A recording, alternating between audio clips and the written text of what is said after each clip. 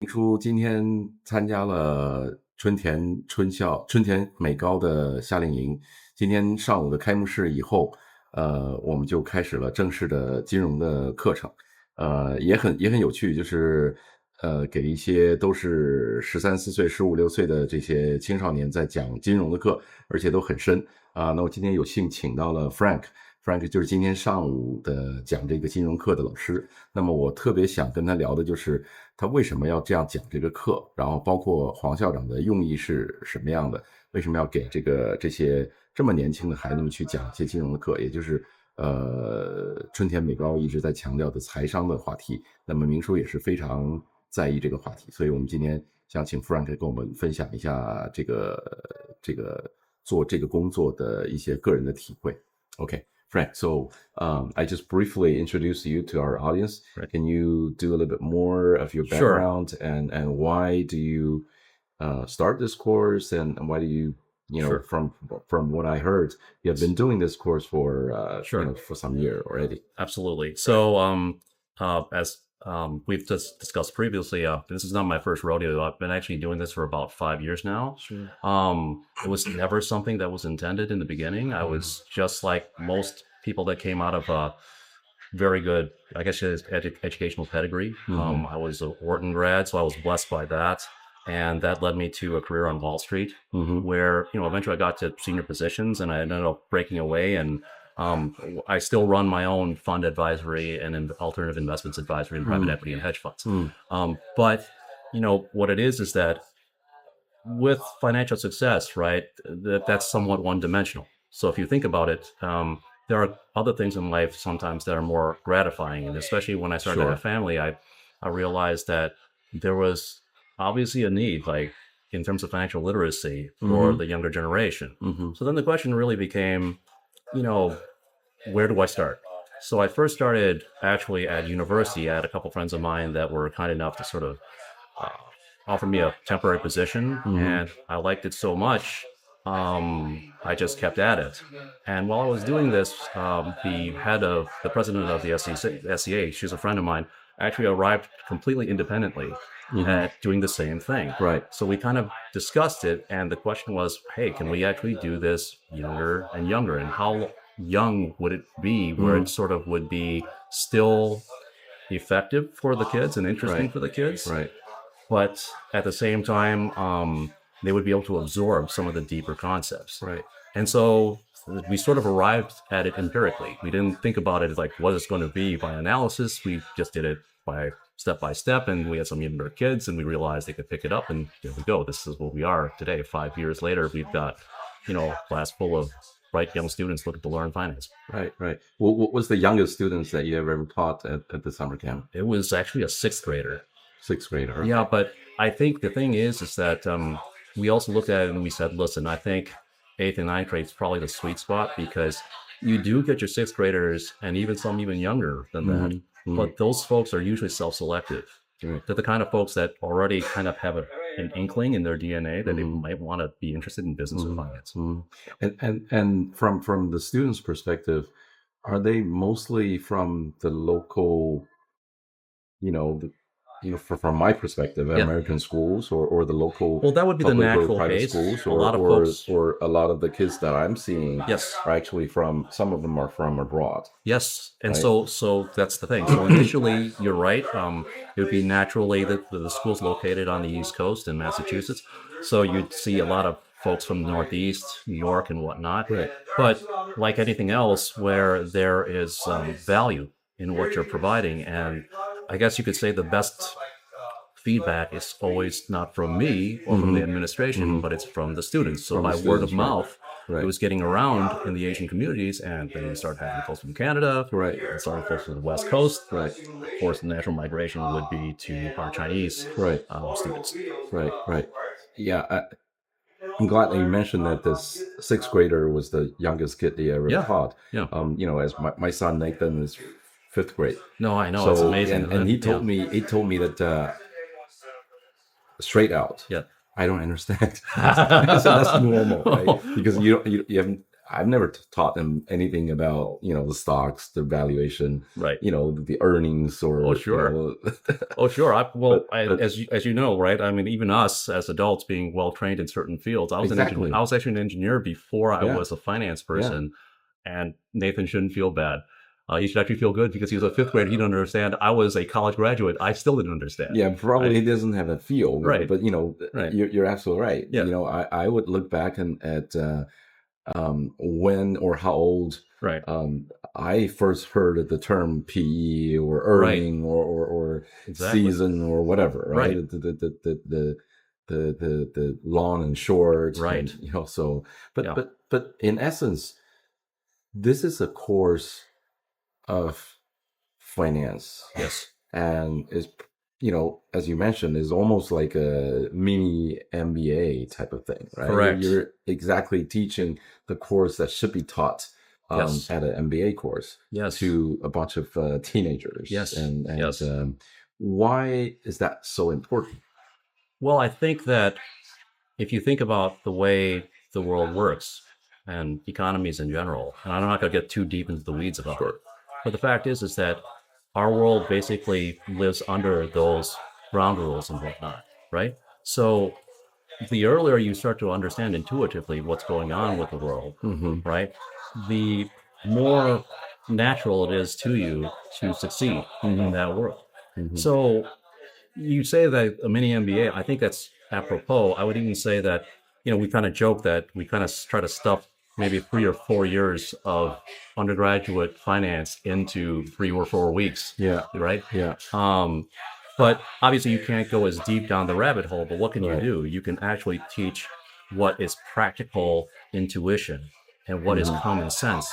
And, I'm not going to quote the French all too often, but, Voltaire's, aphorism, which is that common sense is not so common. Believe it or not, that's what creates the profit and loss in the markets. Right. So you could know all there is to know about the numbers. Like you and I are probably both very good with our technical backgrounds in numbers. But what you said, when you first met PE, you were like, what the heck is that? Right? So it's the concept, it's an intuition, the understanding of what that number actually means. And that's what we try to teach them. We try to teach them that this is not just some incredible mystery that you cannot solve. It's actually just a lot of terms, but the intuition and the common sense is just something that's actually very basic, very straightforward.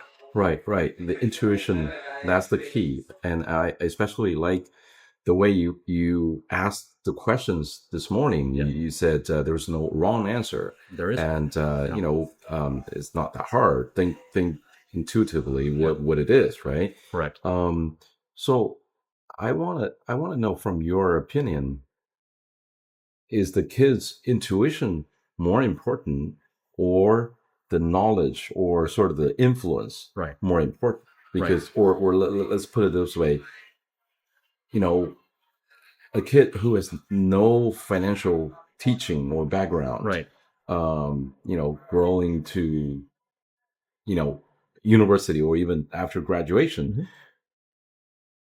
is his intuition driving him to the final success of being a businessman or whatever? Or, the amount of teaching of the financial information or knowledge will give him the confidence or the push to go to. So I think we probably have to do that in context of the type of personality that you're talking about. So each person would be a little bit different. So I don't want to give an answer that is a non-answer, but my answer would be let's say you have someone who is very entrepreneurial, if you could say very Western in their approach. It's sort of like the classic.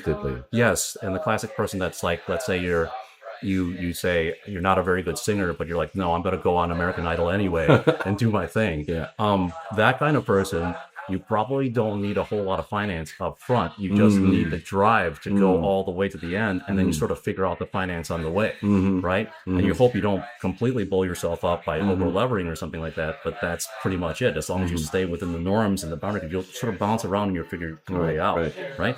But let's say it's a person, let's say more the middle of the bell curve, someone who's, pretty comfortable with traditional education and whatnot, and needs to have that little bit of confidence based on the background that is, been provided in finance. well, then that person will obviously benefit from having the finance first as early as possible. And so that's why we sort of target that more the middle of that bell curve, because we know the entrepreneurs are probably going to go out and do their own thing anyway, right? But we also know that, there's a lot of great people out there in the middle of the bell curve. Doesn't mean that they're not talented. It's just that their personality is more predicated towards having a more systematic approach. Yeah, yeah. So I guess your answer is both. It Right? can be both. It depends on. It's very dependent. Right, Yeah. right. Yep. And another thing I was constantly, sort of thinking or debating myself was, is that cultural related? Because if you look at the U.S. cultural background or environment, we're very capitalist, Yes. right? And we push people to be, entrepreneurs themselves, Yes. and we value that, Yes. and we push that. Yes. Whereas in the, Asian culture, we tend to, train people to be more academically, strong and successful. Do you see a big cultural difference between the two, or if we literally say China versus Yeah, US? I mean, I would say this. It's like it's within my own bias, right? Because I don't want to make necessary judgment, because there's another anecdote I could tell you about COVID, about how the Chinese people actually helped us when nobody else would. So I always like to say we have great people on both sides, right? Sure. That said, you're right. I think the U.S. tends to be more aggressive and more willing to just take chances, even if they don't have all the data or the variables that make them feel comfortable. They're more comfortable with discomfort, right? Whereas the Asian cultures, and I'm not that far away. I'm second generation, right? We're sometimes a little bit too comfortable with authority. That's You're right. that, and that in and of itself, to me, this is one of the things I've said to my classes. Is I said, think about it. China's what, 1.5 billion people, right? We're 300 million people. Right. You cannot tell me that for one out of every, like 5 to 1, that China should not be the number one economic power in the world, just by the demographic. Right. But why is that not happening? Yeah. And so my thing is that I believe it has to do with a little bit too much respect for authority and a little bit too much control.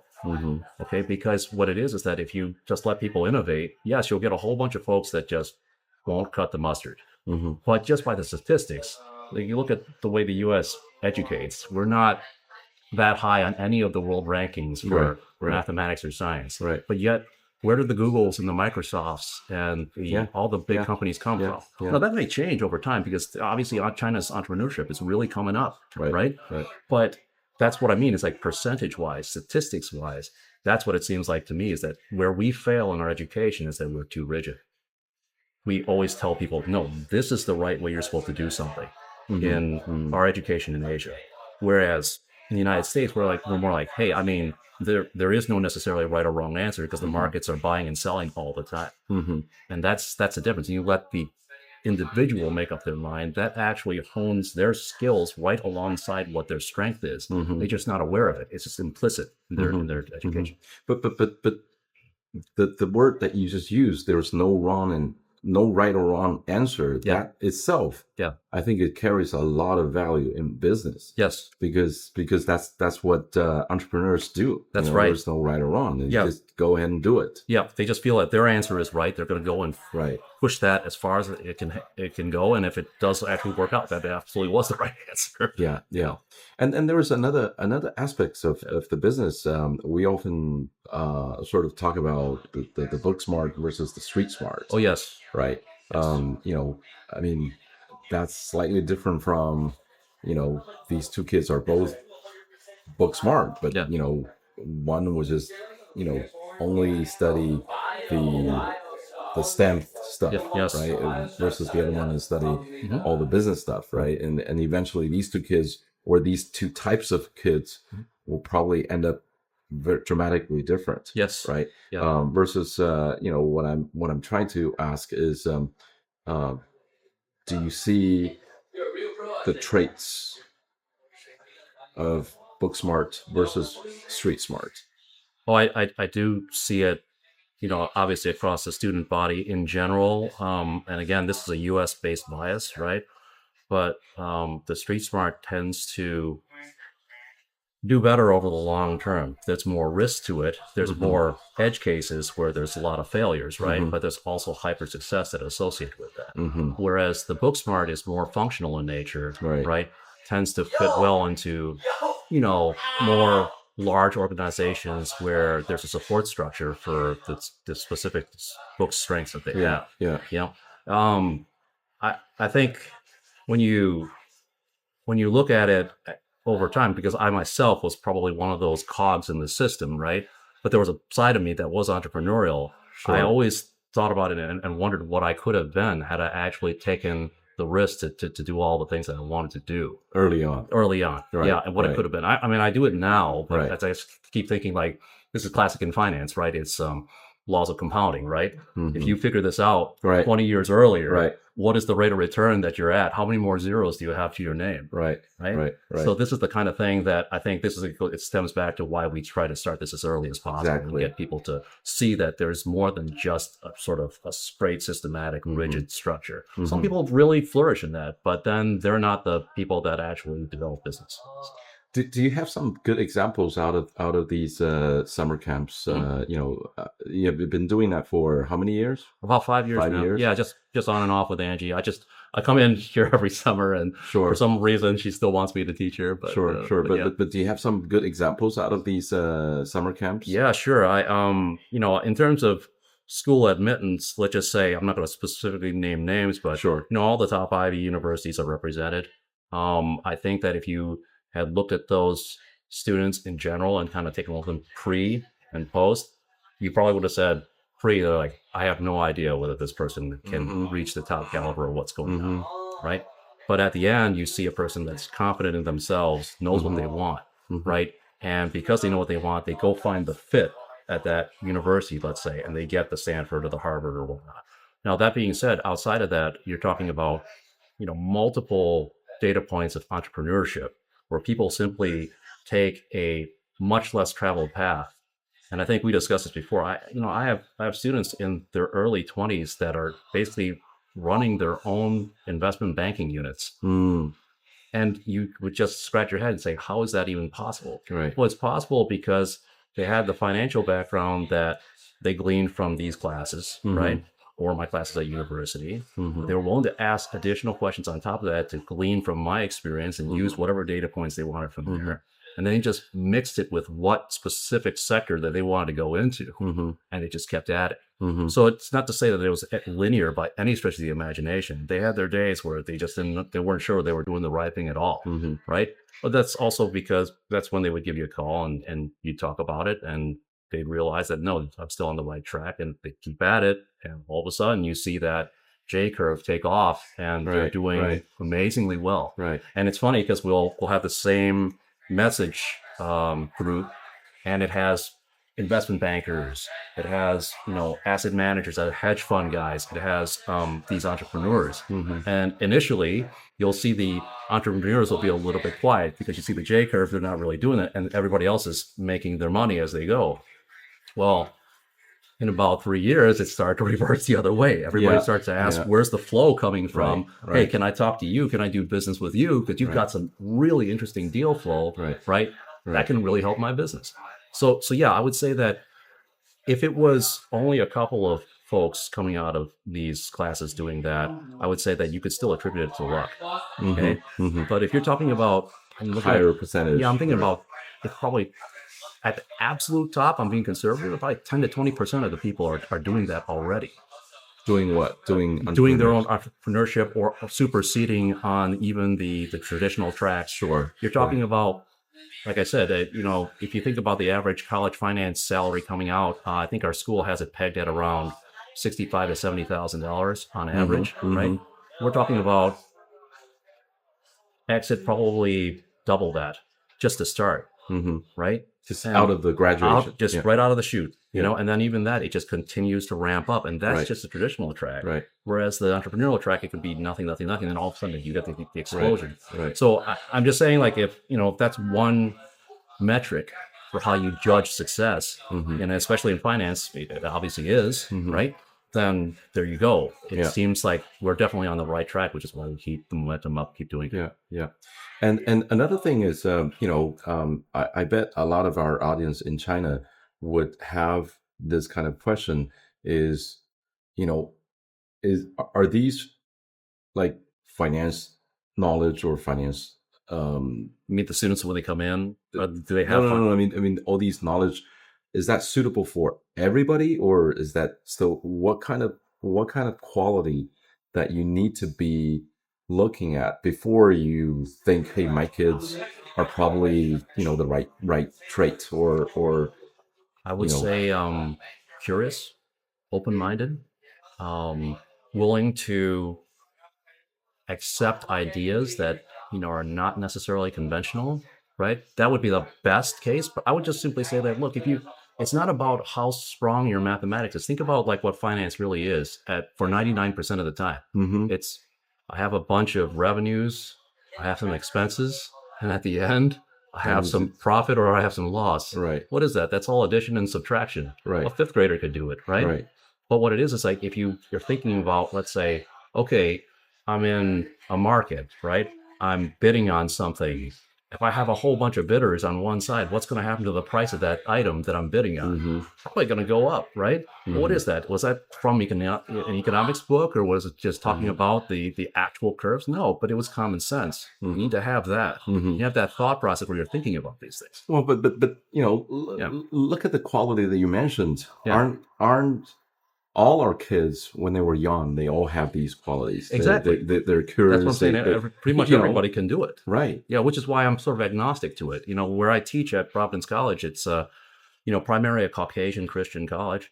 They're great kids, right? If you were to look at things like, oh, maybe it's a cultural issue or what, well, obviously I don't fit the direct bill for them. Now do I? But yet we are creating some of the most successful graduates that are comparable to any top tier Ivy League institution, right? I always wanted to prove that because, part of me has always been like, I feel that there shouldn't be any judgment towards people, quote, what is normal and what is elite. I don't like that. I've always been one of those guys that just love to talk to you as to who you are, and then you reveal yourself. I reveal myself. Hopefully, things go well.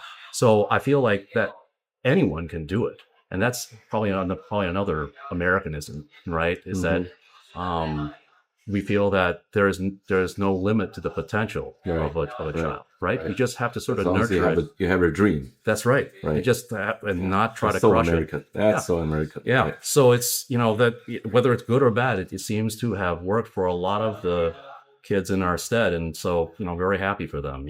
So yeah. Another question is we Chinese, you're second generation Chinese. Yeah. We let me rephrase this. I think a lot of our in our Chinese culture, we love money. Yes. But at the same time, if you look at the in the U.S. Yes. Not trying to bring it as a race issue, but if you look at different cultural backgrounds, they love money too. Sure. I don't think I know a lot of cultures that don't love money. Right. But I do see Chinese culture as one of the cultures that love money most. Right. I think. But why are we not financially more successful? Yeah. Why don't we have more entrepreneurs? Yeah. More startups? Yeah. More, crazy ideas?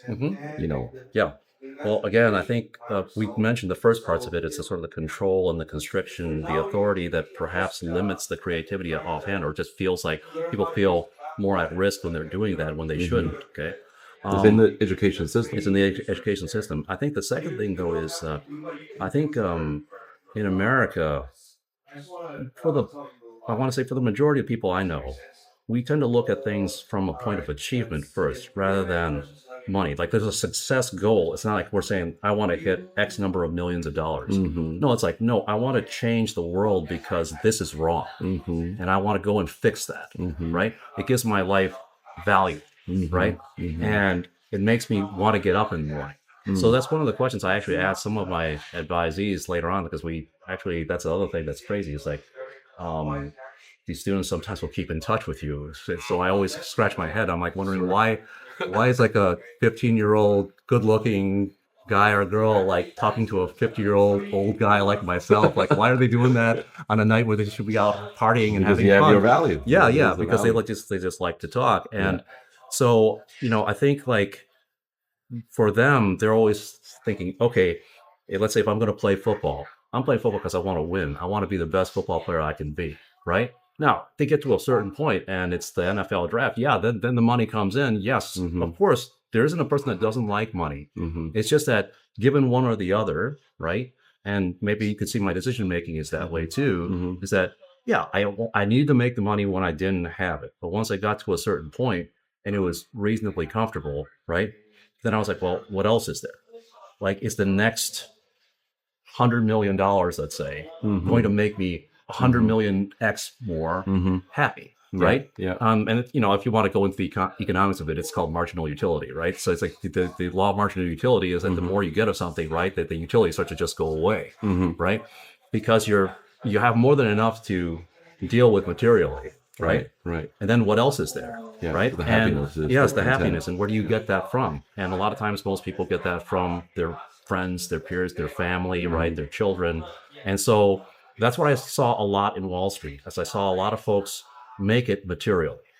They would have a $25, $50 million Park Avenue apartment, okay? But when they lost their job in 2008, I mean, you became worried for them because they had this wonderful view of Central Park and it's floor to ceiling glass, right? Wow, what a place. They own the entire floor. But then you look at the pictures, there's only singular pictures of their family. They probably had 3 divorces. Now you're worried about the guy jumping out the window. Yeah. Because why? All his value was transferred into that monetary piece. And he didn't think about the overall, which is that you need to have the network and that value as well. When people come up to you and say, thank you so much for what you've done, that means a lot. Well, but from that particular perspective, I would have to say that reminds me of the Chinese culture or the Asian culture that we tend to value stableness. Yes. Right. Sure. Self-content. Yes. Right. Yes. From that perspective. Yes. I don't necessarily care about how much money I make or how much money I can make. Right. I value my internal content or the happiness more. I mean, so that's so also kind of maybe I'll sort of refine that. I'll say like for example, let's say you're just internally content or whatnot. You can be, right? But if, let's say, money is your primary driving factor, most likely you're going to try a short-term solution to that driving factor. Try to get it as quickly as you can. See? So if let's say you're running a startup, right? And the startup starts to go gangbusters and you're doing great. And people then, of course, see it and they're like, you know what? I want to be in the next round, or maybe I want to just buy you out. Yeah. Right? Yeah. The type of person that would be more money-focused would simply sell the firm. Right? Because it's a short game. Yeah, I get the game right now. I mean, I'm up 100, 1,000x or whatever, right? Yeah. But the person that truly is content, that really wants to pursue a thematic, right? That doesn't have anything to do with money. Like, no, I'm going to continue to push this until I achieve my qualitative objective, not the quantitative one. And that, I think you see that a lot more in the United States, because you'll see people come up with ideas and you're like, what's that supposed to do? But you don't see it actually until you see it at maturity, then you realize, wow, that's what they were looking for, right? And maybe they didn't 100% understand what the terminus, what that was too, but they had that passion. And I think that's the it's the very minute, but it's a material difference. I always used to tell people, it's like the difference between the person that created the idea, right, and then the person that tries to refine the idea and make it great. So it'd be like, let's say Isaac Newton created calculus, right? And then you've got a professor who's a master of calculus. But which one is actually better? The original is better. Because That was the Right. person that That's actually the one drove makes to the change. That's right. Yeah. And so the same thing goes, is that I think that's the little nuance in culture sometimes. And it's not due to the people, because the people have the same potential. Mm-hmm. It's due to the way the system sort of encourages, in my opinion. Okay. And then that's why your courses are so important in my own opinion. Well, Yeah. That's that very we always have to keep, appreciative yeah. of you know, We try our best, right? And Right. the other thing too is because, market continues to change and, skill sets continue to evolve. One of the things we do is we actually do, it's a degree of two-way teaching. It's not talking down to the Yeah, person. It's yeah. actually asking Right, questions right, from the right, student's right. perspective to get them to actually Right. drive the conversation. Right. If you don't do that, then all you're doing is preaching, Right. which is good for God, but I don't think it's good for finance. But it's so informative and I learn a lot from you. Well, Thank I you. think Thank you very much. I used to say, like, to the students too, I learn probably more from the students than they know. I probably learn more from them than they probably do from me. But But if then you you learn realize- something from me, that's great. But Yeah. but no, Tom, this has been Thank you very much. absolutely just Yeah. a great Yeah. conversation. Yeah, very good. Okay, say bye-bye to our audience. Okay, take care. Bye bye. Bye-bye.